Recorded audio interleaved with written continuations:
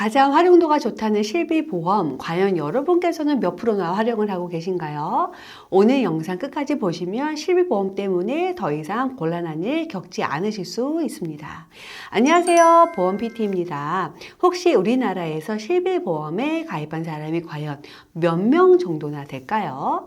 금융감독원 보도자료에 의하면 약 3,977만 명이고요. 거의 4천만 명이라고 봐야 하니까 대한민국 국민의 한 80%가 실비보험에 가입을 하고 있다는 거죠. 이렇게 가입한 사람이 많은 보험임에도 불구하고 실비보험을 제대로 활용하는 법을 아시는 분들은 많지 않은 게 좀 씁쓸한 현실 같아요. 실비하면 많은 분들이 그냥 병원 가서 나온 병원비를 청구만 하면 되는지 알고 딱 이 정도만 알고 계신 분들이 많습니다. 청구를 하게 되면 어떤 일이 발생할 수 있는지에 대해서는 잘 모르시는 거죠. 여러분의 보험을 건강하게 만들어 드리기 위해 노력하는 보험 PT에서 오늘 실비보험을 청구했을 때 발생할 수 있는 주의사항과 활용 방법에 대해서 알려드리도록 하겠습니다. 다들 매달 나가는 보험료 아깝다고만 생각하지 마시고요. 가지고 있는 실비보험 제대로 100%잘 활용하시기 바랍니다. 보험 PT 구독자시라면 잘 아실 거예요. 저 윤 팀장은 1세대 실비를 가지고 있어요. 실비보험이 제가 없다가 2009년도 가을쯤에 실비가 변경된다는 이야기를 듣고 서둘러 가입을 한 기억이 나는데요. 다행인 건 그때 제가 아무런 병력이 없어서 정상적으로 잘 가입이 되었습니다. 지금 생각을 해보면 정말 잘 준비를 한 것 같아요. 아무리 보험료를 많이 낸다고 하더라도 이제는 가입 자체가 안 되는 이른바 레전드 보험이니까요. 1세대 실비 보장 내용을 보면 저는 입원하면 100% 보장을 받고요. 통화를 한다 하더라도 병원비와 약값을 더해서 딱 5천 원만 빼고 다 돌려받습니다. 여러분께서 저와 같은 이 1세대 가입자라면 어떻게 하실 건가요? 병원 갈 때마다 실비를 막 청구하실 것 같죠? 그런데 저는 병원에 갈 때마다 실비보험을 매번 청구하지는 않습니다. 이상하죠? 이렇게 좋은 실비, 병원비 되돌려받으려고 가입을 한 건데 청구를 안 한다니까 좀 이상하시죠? 이 부분이 오늘 영상의 핵심인 것 같은데요. 청구를 하게 되면 청구 이력 등이 보험회사에 고스란히 남습니다. 그렇기 때문에 저는 매번 청구를 하지는 않아요. 또 저는 가족력 때문에 암 진단비를 좀 더 잘 준비를 해야 하는데요. 물론 제가 자잘하게 병원에 다녀온 이력과 암은 인과관계가 있지는 않아요. 하지만 만에 하나, 정말 만에 하나 보험금을 매번 청구하고 이런 자잘한 청구 이력 등이 계속 보험회사 시스템에 남아있어서 나중에 보험에 가입을 할 때 불이익을 줄 수도 있기 때문에 병원에 갔다 와서 저는 바로 청구를 하지는 않습니다. 다행히도 저는 아직까지는 뭐 병원비가 몇십만 원, 몇백만 원 이상 나온 적은 없고요. 다 소액이어서 청구를 바로 하고 있지는 않고 차곡차곡 잘 모아놓고 있어요. 그래서 아마 가능한 일인지도 모르겠지만 여러분께서도 보험 가입이 다 끝나지 않았다면 저처럼 무조건 바로바로 청구하지는 마세요. 여러분 보험에 가입하실 때 병원에서 치료했던 내용들을 보험회사에 알려줘야 하는 거 이제는 다 상식적으로 알고 계시죠? 이게 바로 계약 전 알리름 고지사항이라고 하는데요. 최근 3개월 이내에 진단 확정이나 치료 이력, 검사 이력 등을 물어보고요. 1년 이내에 검사로 인해서 추가 검사나 재검사를 받았는지, 그리고 5년 이내에 입원과 수술, 동일 질병으로 7회 이상 치료, 그리고 30일 이상 약 처방을 받았는지, 또 암, 백혈병, 고혈압, 혈전증과 같은 중대질환으로 진단받거나 치료를 한 적이 있는지 이 부분에 대해서 보험회사에 다 알려주셔야 하는데요. 만약에 이 알리르무상에 정직하게 알리지 않고 보험에 가입을 했다면 나중에 보험금을 받을 때 보험회사에서 돈을 못 주겠다 할 수도 있고요. 정말 최악의 경우에는 열심히 납입을 하던 내 이 보험이 강제로 해지당해서 냈던 보험료도 전부 다 한 푼도 못 받을 수도 있어요. 병원에 갈 때마다 청구를 하게 되면 제가 앞서 보험회사에 청구 이력 등이 남아있게 된다고 말씀을 드렸죠. 그런데 만약에 새롭게 보험에 가입할 때 보험회사가 묻는 이 알리르무 고지사항이 해당이 되지 않는 병력이라 할지라도 보험회사는 실비를 청구한 건이 있으면 이 이력을 통해서 보험 가입을 거절하거나 부담보나 할증 등의 조건으로 여러분께 불리한 조건으로 심사 결과를 주기도 합니다. 예를 한번 들어볼게요.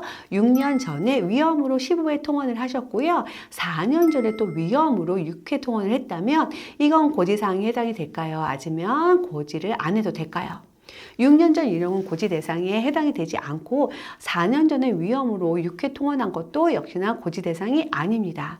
하지만 여러분 보험회사는 두 건의 위험으로 자주 통원을 했다는 건 실비 청구 때문에 이 내용을 알 수 있어요. 그래서 위에 대해서 부담부 조건으로 불리하게 심사 결과가 나올 수도 있습니다. 급성 편도염으로 2년 전에 통원을 한 5번 하시고 4년 전에는 장염으로 또 통원을 5번 하고 감기로 한 2달 전에 통원 2회와 약 처방을 한 20일 처방을 받았어요. 이런 경우에는 통원력은 총 12차례이긴 하지만 다른 질병으로 갔기 때문에 합하여 계산하는 게 아니라 따로따로 계산을 하게 되는데요. 그렇기 때문에 통원 이력은 고지 대상이 아니고 2개월 전에 감기로 통원한 것만 고지를 하면 되는데요. 이 역시도 너무 많은 통원력이 있다면 불리하게 심사 결과가 나올 수도 있는 예시입니다. 허리가 안 좋아서 정형외과 가면 도수치료 많이 추천해 주시죠. 4년 전에 도수치료를 3번, 2년 전에 3번 이렇게 받았어요. 이건 고지 사항일까요? 아닐까요?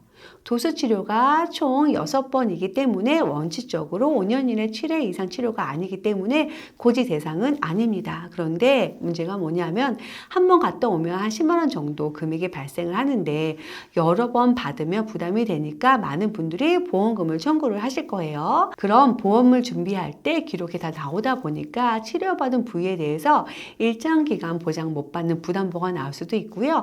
보험료 할증이 돼서 보험료가 올라갈 수도 있고요. 최악의 경우에는 상해 관련 특약들이 전부 거절되는 경우까지 발생이 됩니다.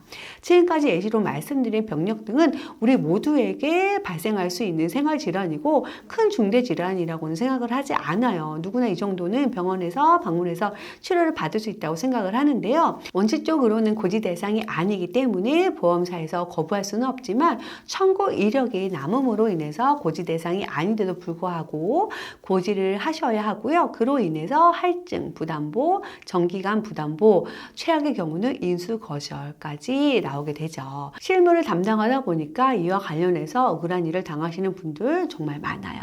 그렇다면 실비 청구 평생 안 할 수는 없고 언제 하는 것이 가장 현명한 방법일까요? 우선 보험금 청구권은 보험 사고일로부터 3년 이내에 행사할 수 있고요. 3년이 지나도 청구 가능한 경우도 있고 사고가 발생한 날로부터 딱 3년에서 하루만 넘어가도 못 받는 것이 아니니까 보험을 리모델링 하실 계획이 있거나 새롭게 가입하고 싶은 보험이 있다면 3년 이내에 언제든지 청구를 하셔도 되니까 서류 등을 잘 보관하셨다가 보험 리모델링 및 보험 가입이 전부 끝나신 이후에 3년 이내에 청구를 하시는 게 고객님 입장에서는 유리한 방법이라고 생각을 합니다. 아니 이런 것까지 신경을 써서 해야 되냐라고 생각이 드실 수도 있어요. 이 영상을 보시는 분들 중에서 보험 준비가 잘 되어 있어서 전혀 신경 쓰지 않고 청구를 하셔도 되는 분들도 계실 거고요. 반대로 아직 내 보험이 완벽하지 않다고 생각을 하시는 분들은 3년 이내에만 청구를 하시면 되니까 청구를 조금 미루는 게 여러분께는 유리한 방법이 될 수 있습니다. 영상을 보시는 분들마다 다 사정이 다르다 보니까 어느 일정 금액 이상을 청구해라, 그 이하는 청구하지 말아라 딱 잘라 말씀을 드릴 수는 없어요. 그래도 최소한 보험금을 청구했을 때 어떠한 상황이 생길 수 있는지 이 부분을 여러분께서 인지를 하고 있는 게 정말로 중요하다고 생각을 합니다.